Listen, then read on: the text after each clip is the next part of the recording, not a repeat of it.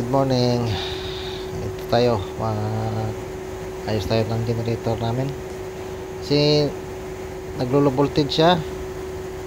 Ayan yung display, nakita nyo naman 375 lang, yung 400 dapat yan. Tapos yung sa 230 220 is 212. So titingnan natin yung ABR nya kung may problema. Pero hindi naman siya nag-up down yung voltahe guys. Wala naman siguro ano to. Baka okay lang sa adjustment ito. I-adjust lang. Taasan lang natin. So titingnan ko tong EBR nya. Yun, subukan natin i-adjust. Kung may pagbabago, okay. Pero pag wala, titingnan natin yung variable nya guys. Doon din maka-adjust ng ng voltahe. Pwede mataasan doon, pwede mababaan. So, subukan muna natin dito sa chicken kung good ba tong talaga EBR nya.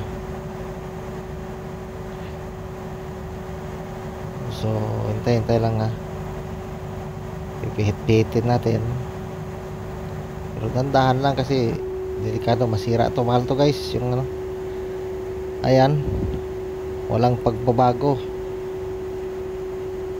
Dito na lang tayo sa sa variable. Ayan, tumaas na 240 na yung sa single phase, sa 3 phase nya.